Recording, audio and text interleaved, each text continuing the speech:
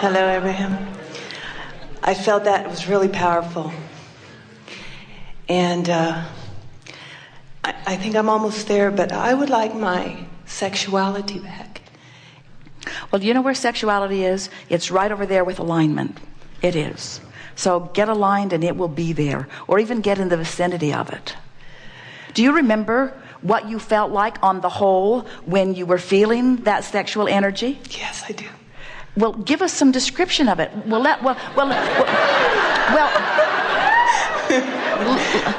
On second thought, we'll give you some multiple choices.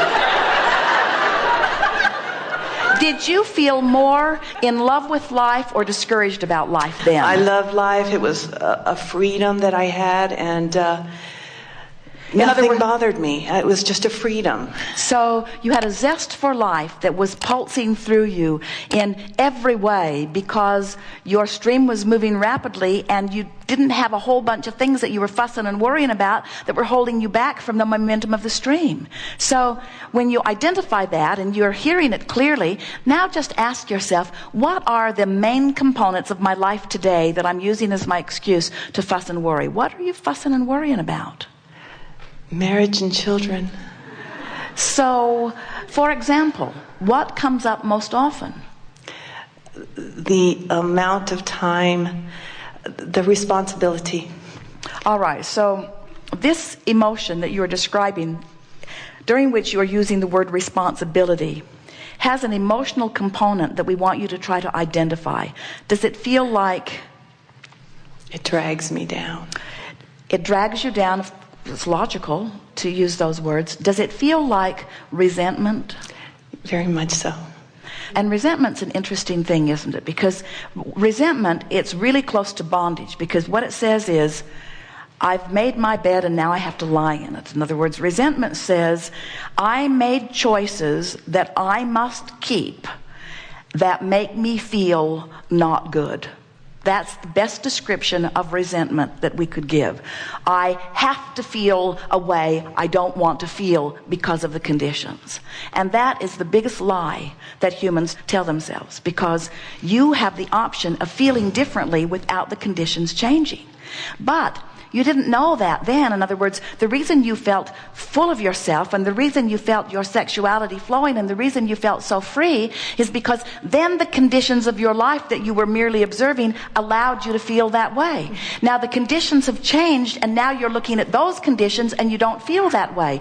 And you think, I've got to change the conditions, but I'm not willing to do that. I don't want to get rid of my family. I don't want to get rid of all that is, but I would have to do that in order to go back to the free feeling. And we want you to know you don't have to change the conditions, you just have to little by little get pointed more downstream, because it's not the conditions changing that make you feel resentment, it's the vibration, it's the direction of your thoughts, you see. So give us an example of something that causes you to feel in a sharper way than usual that resentment. And we put the word there for you, but it is close to what we are feeling. And we don't want you to feel bad that you feel resentful. In fact, we're glad that your fingers are sensitive enough that you can feel that hot stove. We want you to recognize that you've got some chronic thoughts that aren't letting you go with the flow. And we also want to remind you that in all that feeling of being held back, you've been launching so many rockets of desires of wanting more freedom that you've got a very, very fast moving stream going, and you've got to let loose and go with it. And when you do, the feeling of freedom and sexuality will return to you in a very powerful way. So give us an example of give us the nitty-gritty. Okay. Well, here's a recent one. I just bought a motorcycle because it just seems like freedom, and I have 2 young children, and I can't go off and leave and ride my bike because I have them at home. So the motorcycle represents freedom. It does. And the children represent bondage. Yes. Well, a lot of people feel that way. So now let's talk through it. So I can't go ride my bike because I have these kids. And in this way of saying it, it feels very upstream. Now, try to find something that softens that. In other words, we don't want you to fix it, and we don't want you to ride your bike while you're feeling that way either. We want you to find a way of not riding your bike right now and not feeling resentment. We want the condition not to change, but we want the resentment to go away. So how might you go about that? You see, because if you use the bicycle to inflame your resentment, then that's counterproductive, and that's sort of what you've been doing. Yes, because I scarred myself. So I knew that I wasn't in alignment. That's why we don't want you to ride your bike while you feel resentment. So try to make that feel more downstream without changing anything in terms of the condition. How could you soften your feeling of resentment? I think that's where I'm having my problems. All right, so here's what we would do. Okay, we would say things like, I don't really want to ride my bike every hour of the day, just on occasion. I don't want to be with my children every hour of the day, just on occasion. I like being with my children. I loved them coming into my life. And I like so much of the time that I'm with them.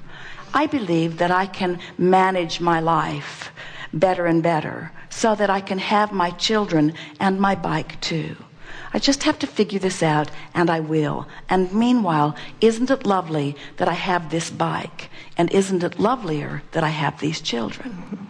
That feels good. Now your resentment just went away. It did. Now, nothing changed in terms of riding the bike, but the resentment went away. So now let's say that that bike's out there and you really want to ride it, and you are now feeling slightly better. And now, if you've done that a day or two or three or four, and you've managed to soften the resentment to the point that you wouldn't even call it resentment, you'd call it, hope I get to ride my bike soon, instead of feeling resentful that you can't. Now, somebody says to you, I'd love to watch your children while you ride your bike. Or, how long do you think you want to be gone? A week? No. In other words, why don't I watch your kids while you take a quick spin around the block or whatever? In other words, you'll begin to see that as you feel differently, the universe can yield to you things that match your different vibrational stance. When you feel this way, everything matches that. And you know what matches resentment? Nobody comes to help you. Nobody knows you're alive. Nobody tries to help you out. Nobody seems to see you. You seem to be invisible. Your children are ornery, even though you're sacrificing your entire bike riding life for them. That's it. Yeah, that's it. When you feel that way, those are the kinds of manifestations you must have. But once you release a little bit of that, and now you're loving your children, you're loving your bike, different manifestations match that vibrational balance, you see. So you just keep shifting and shifting until before you know it, people are saying to you, you are the best mother I've ever seen, and I've never known anybody that spends so much time on a motorcycle. How do you find the time? And you say, I don't know, it just seems to show itself to me. People are coming from out of the woodwork. People are wanting to be with my kids. My kids are loving this. Look, that's my newfound nanny following me on my bike in her car with my kids. We're going up the mountain, and when we get there, we're going to have a picnic. And when they get bigger, they'll be on the back of the bike. And when they get bigger still, they'll have a bike. There you go. Yes. You are powerful creators, and it is delightful to visit with all of you. We've enjoyed this interaction more than words can explain. It is especially delicious to us because we see what's in your vibrational escrow, and we know the deliciousness of the contrast that caused you to put it there. We also know the deliciousness of the journey between where you are now and the full manifestation of it. We also know that there will never really ever be a full manifestation of what's in your vibrational escrow because you are putting more stuff in it all the time. So there's no ending to the river. There's no ending to the universal assistance. There's no ending to the potential for the joy that is there. There's no ending to the composing. There's no ending to the music. There's no ending to the ideas. There's no ending to that which you are. You are eternal beings, and you've come into what we see as the perfect environment of contrast to birth desires. And we want to say to you, if this time-space reality in which you are focused has the wherewithal to inspire within you a desire, it has the wherewithal to provide every component necessary for the full-blown manifestation of that desire. But you can't get there unless you feel good. So the first order of business in the creating of the money you want, the relationships you want, the music you want, the books you want to write, the relationships you want with your children, your relationship with life, your first job is to work toward seeing this moment through the eyes of Source, and this moment through the eyes of Source, and this moment through the eyes of Source.